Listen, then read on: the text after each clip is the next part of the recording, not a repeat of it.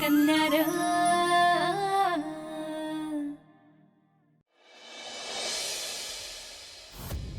माननीय श्री कृषी अधिकारी साहेब, कळवण्यात अत्यंत दुःख होत आहे। एवढं जर दुःख होत असेल तर नका करू काय ते।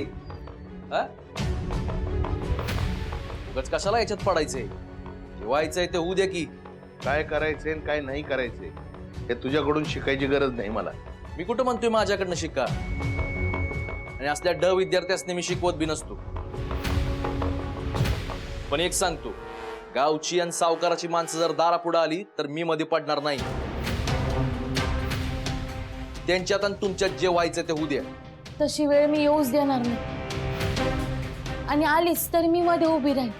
नाचायचं तसं नाचा, याचं करावं भलं ते म्हणते माझंच खरं। माकडावानी गत झाले तुमची, ऐकायचंच नसेल तर बघा आपल्या कर्माची फळं। महेंद्र, अरे बैस ना जरा, चहा घे। नको मला, जातो। अरे असं काय करतो? कुठे निघाला तू? मारायला नाही चाललोय, सवंगा नको बोलू बाबा। शहराकडनं मोबाईल शॉपिंगचं सामान आणायचंय, ते आणायला चाललोय, येतो। अरे ऐकत तर जाय। आता याला कोण काय बोललं? काय झालं का याला? मी काय म्हणते, देवीला नैवेद्य दाखवायचं आज, तेवढं घेऊन जा ना। आई, बाबांचं एवढं पत्र लिहून झालं ना, कमीच जात। बरं ठीक आहे, चालेल। हा, जावा, समध्या ग्रामदेवतांच्या पाया पडून या आणि चांगला सुखाचा नीट नेटका संसार करा। चला, मी घेऊन जातो तुम्हाला देवळात। वा, भाऊ असावा तर असा। विषय आहे का? मी पण जातो, चला। कशाला? समजे तिकडे गेले तर मग घरातली कामं कोण करणार? अहो, घरातली काय कामं उरली आता? टोटल फिनिश, सगळं तर काम झालंय। त्या मंगलला दळणाचा डबा काढून द्यायचाय। आता दळण काढून द्यायची कामं बी मीच करायची का? यासली कामं त्या गच्चला सांगा। त्याला काय नुसतं शेंगदाणे कुटायला ठेवलंय का घरात? भूषण, त्या घरात कंची कामं कोणी करायची हे बी तूच ठरवणार का? मी ज्याला जे काम सांगीन त्यांनी ते करायचं, जास्त चबर चबर करायचे नाही। हर्षवर्धन, हे बघ मी काय बनवलंय, किती मस्त आहे ना? अगं ते नुसतं बघायचं नसतंय, चव घ्यायची असते। सॉरी सॉरी, टेस्ट करून बघ ना। रिचा, मी ऍक्च्युली बाहेर जात होतो, आल्यावर खातो। कुठे चाललात? ह्यांना देवळात घेऊन जातोय मी।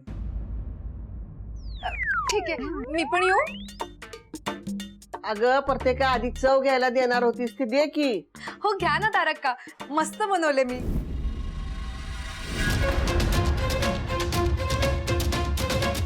मंगल, जी तारक्का। तिला आत घेऊन जा आणि खाण्याजोगं चांगलं कसं बनवतात ते शिकव। चला आपण निघूया। आता नाही यांचं लग्न तर झालं, मोठ्या जबाबदारीतून मोकळा झाला। आता तो बळी आणि त्या लक्ष्मीचा बंदोबस्त करायला पाहिजे। जी, मी सांगते तसं करायचं।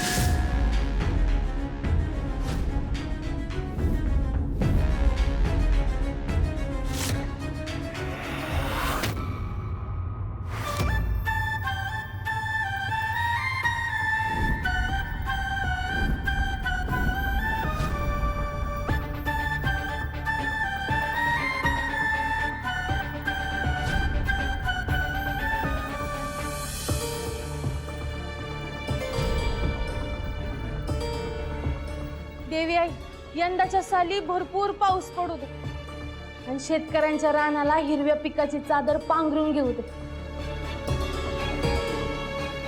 देवी आई, गावात कारखाने प्रकल्प येऊ दे, इकडच्या तरुणांना चांगल्या नोकऱ्या लागू दे. देवी आई, गावातल्या पोरांना जमिनी इकण्यापेक्षा जमीन कसून पोट भरण्याची ताकद दे आणि स्वतःच्या रानात नोकर म्हणून जगण्यापेक्षा राजा होऊन जगण्याची बुद्धी दे. देवी आई, गावातल्या पोरींना आयुष्यात पुढे कसं जायचं हे कळायची बुद्धी दे. हातचं सोडून धावत्याच्या मागं लागणाऱ्या पोरांना नक्की जगायचं कसं याची बुद्धी दे. ह्यांना शेतात चिखल तुडत पायात काटे मोडून घेण्यापेक्षा AC रूम मध्ये बसून काम करण्याची बुद्धी दे. हे AC मध्ये बसून काम करणारे लोक कोरोना आला आणि लॉकडाऊन मध्ये काम नाही म्हणून घरात बोंबा मारत बसले होते.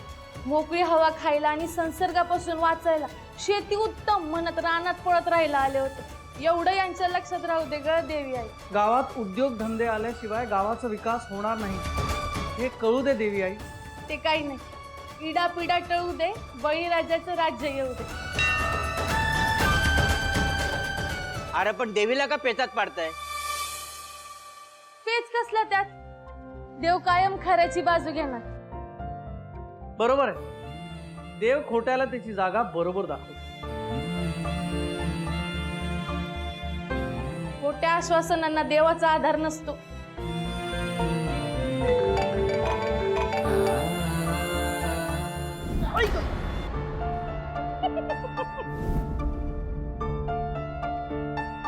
मला माहिती आहे तुम्ही तुमच्या घरच्यांचीच बाजू घेणार, पण ज्या चष्म्यातून तुम्ही बघताय ना तो चष्मा एकदा काढून सगळीकडे नीट बघ.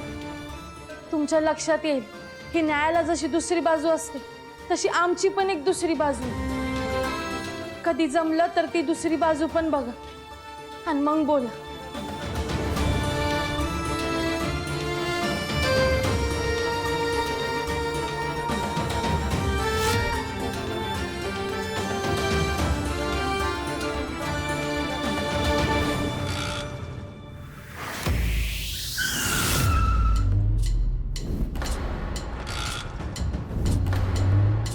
होई चालू लवकर.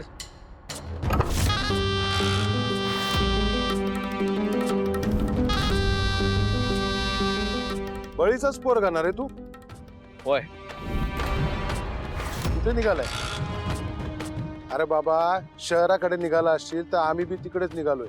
जाता जाता वाटत तुला बी सोडलं असतं. अहो नाही नको, होईल चालू आता गाडी लवकरच. हे बघ, तुझा बाप आमच्या माघारी आम्हाला काय बी बोलत असला तरी आम्ही तसे नाही.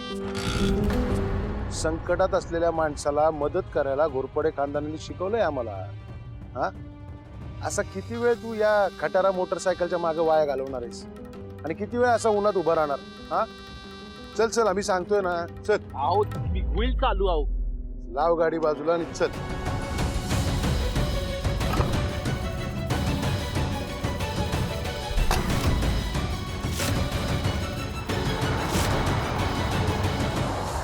नाव काय म्हणलंस तुझं?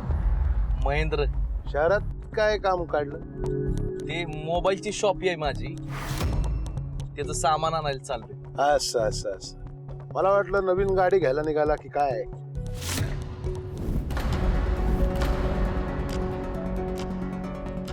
काय बने, एसी लाव, वाढव के जरा. हा, काय मग महेंद्र, गार गार वाटतंय की नाही? आता लई गार वाटते.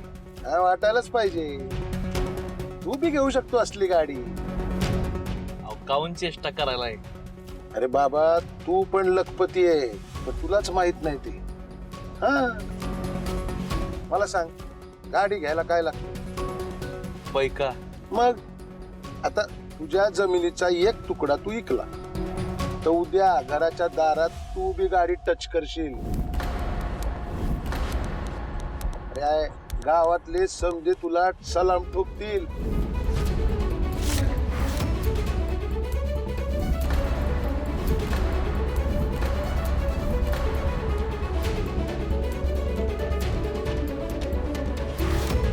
ये. अहो नको. अरे बाबा, नुसती 1.5 लाखाची बाटली आहे आणि हे ग्लासात ओतलंय ना, 15,000चं आहे. हाव नको. अरे नको नको काय करतो? 15,000 वाया जातील.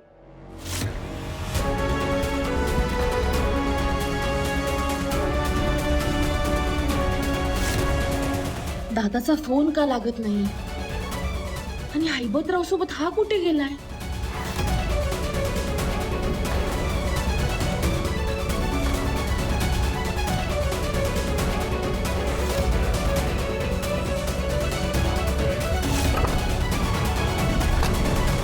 तुमच्या माघारी लोक बोलतात तसं नाही आहे तुम्ही. सोड रे, आम्ही नाही लक्ष देत लोक काय बोलतात त्याकडे. तू सांग, तुला गाडीत बसून मजा आली का नाही? आदळा नाही ना बसला? आणि विमानागत गुंगाट फिरते की नाही गाडी? बर धन्यवाद बर का, निघतो हा एक मिनिट,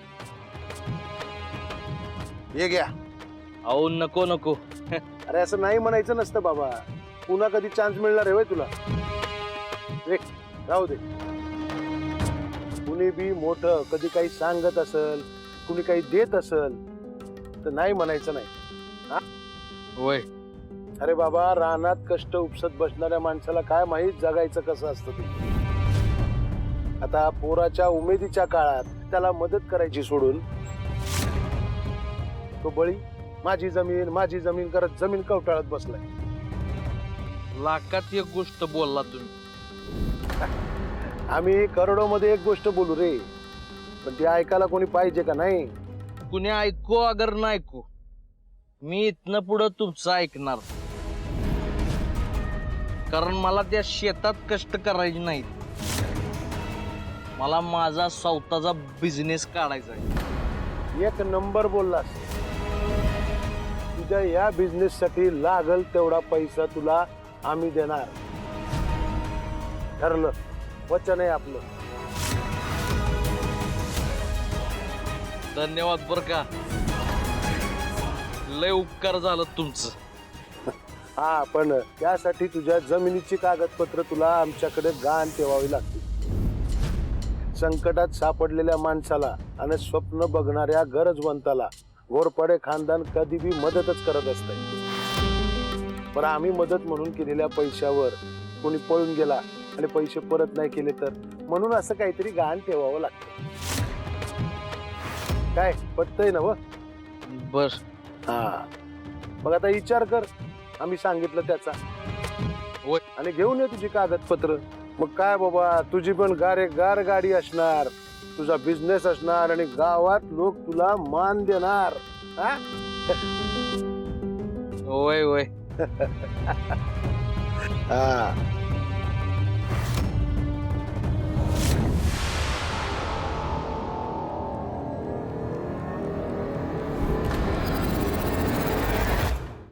सर्वांना सुख. अहो, महेंद्र कसा आला नाही अजून? फोन करून पाहा ना त्याला. अजून आला नाही? नाही. बाबा, मी सांगणार नव्हते, पण आज दादाला मी हैबतरावच्या गाडीत बसून शहरात जाताना बघितलं. काय?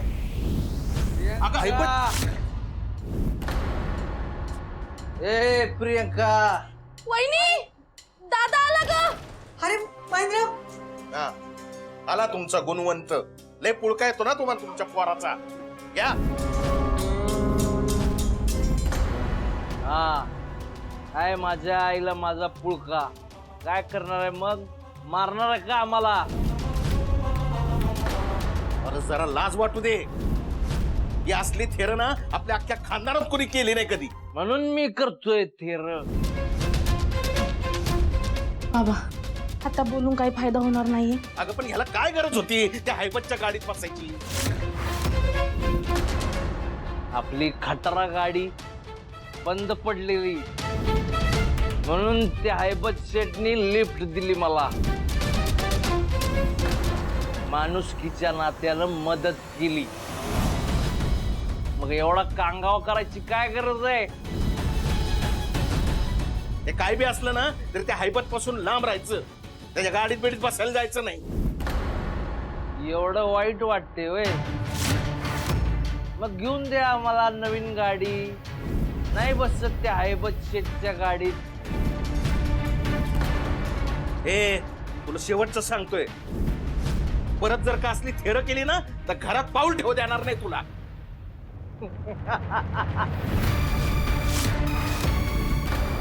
आता कसं खरं बाहेर आलं तोंडातनं. अरे तुम्हाला मला घरातनं बाहेर काढायचं ना? ए, काढा ना, ए! चला घरातनं बाहेर काढा. महेंद्र, अरे मी गेला नाही बरं आतमध्ये. जा आत जाय. बाबा, आपण दादाला बिझनेस साठी पैसे काढून देऊ. मला काही नको वाटतंय का लक्ष्मी द्यायला पैसे, पण आणू कुठून एवढे पैसे? रानात जाऊन कष्ट करायला नको यांना? कमी कष्ट जास्त पैसे पाहिजे त्यांना, कसं होणार? बाबा, अहो माझ्या फील्ड ट्रिप साठी तुम्ही पैसे बाजूला काढून ठेवलेत ना, ते देऊयात की त्याला. अगं फील्ड ट्रिपचे पैसे आहेत ते लक्ष्मी. बाबा, अहो आता माझ्यापेक्षा त्याला त्या पैशांची जास्त गरज आहे. लक्ष्मी अगं हे ऐकत नाहीस. हर्षवर्धन, असा का बसलायस? अगं माझ्या लंडनच्या कंपनीहून ऑफर लेटर येणार होतं, ते अजूनही आलं नाहीये. डोंट वरी रे, सगळं नीट होईल आणि ते तुला रिजेक्टच करू शकणार नाही. आणि तसंही आता आपल्या बाबतीत सगळं छानच होणार आहे. हाच आपला स्पेशल डे आहे ना. का ग, आज काय विशेष आहे? आज नयन आणि सुभांची फर्स्ट नाईट आहे ना. मी त्यांची रूम डेकोरेट करण्यात त्यांना मदत करून आले. आजचा डे त्यांच्यासाठी किती स्पेशल आहे ना. So romantic. हर्ष, आपली पण लग्नानंतर अशीच फर्स्ट नाईट असेल ना? आय मीन, तू हो म्हणाल्यापासून मी खूप स्वप्न रंगवली आहेत. मी कधी तुला हो म्हटलं? म्हणजे म्हणजे मी अजूनही तुला हो म्हणालो नाहीये ना.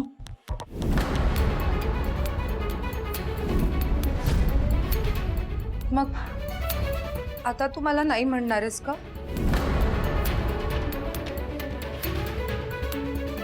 हर्ष, मी तुला मनोमनी माझा लाईफ पार्टनर मानलाय. एकत्र राहण्यासाठी स्वप्न पाहिलेत. प्लीज तुम्हाला आता आशेवर लावून असं मध्येच सोडून जाऊ नकोस. हर्ष, प्लीज मला हो म्हण. मी नाही राहू शकत तुझ्याशिवाय.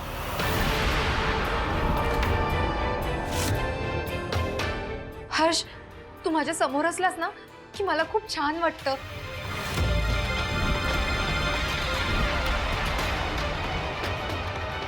तू माझ्या डोळ्यासमोर नसलास ना की माझा वेळच जात नाही. हर्ष, हर्ष, प्लीज नाही म्हणू नकोस. मी नाही जगू शकणार तुझ्याशिवाय. Harsh, please please please.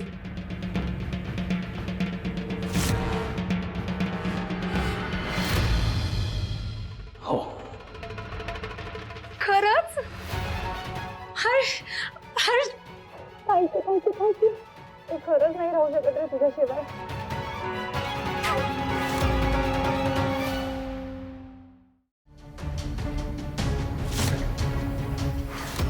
काय काय काय सुरू केलंय हे तुम्ही? आपला धंदा कसा वाढवायचा, शहरात कसं जायचं हे बघायचं सोडून तुम्ही हे कसल्या नादाला लागलायत? कशाला आपले पैसे उधळताय? ए गपगा तू, उगाच मला शहाणपणा शिकवू नको.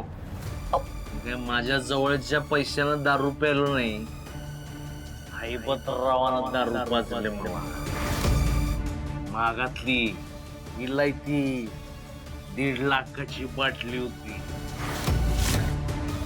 उगाच कशाला कोण दारू पाजते एवढ्या मागातली? हा, मी कोणतरी स्पेशल माणूस असेल म्हणून पाजली असेल मावा. आहो पण नुसती दारू पाजली नाही, त्याबरोबर लाख मोलाची ऑफर पण दिले त्यांना मला. कोणती ऑफर? माझ्याकडे बी गारेगार गाडी असू शकते, आपला पण बिझनेस असू शकतोय. आपल्या बिझनेस साठी हैबतराव वाटेल तेवढं पैसे द्यायला तयार आहे. काय? पण त्याच्या बदल्यात त्याला आपल्या जमिनीची कागदपत्र घाण ठेवायचे. तुम्ही काय सांगितलं त्यांना? काय सांगणार? हा? त्याची ठेवणार घाण जमिनीची कागदपत्र. कागदपत्र सगळी बाबांकडे देणार आहेत. कागदपत्र नाही म्हणून सगळी बाटली रिचवली मी.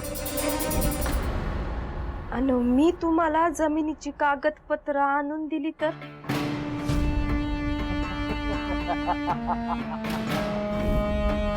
म्हातारा जीव सोडल, कागदपत्र नाही. झोपताना पण कागदपत्र घेऊन झोपते देव. कळलं काय? कशी सोडल जमिनीची कागदपत्र? आ त्याचा जीव आहे त्या जमिनीत. त्यो नसतोय सोडत जमीन. नाही देणार त्यो कागदपत्र.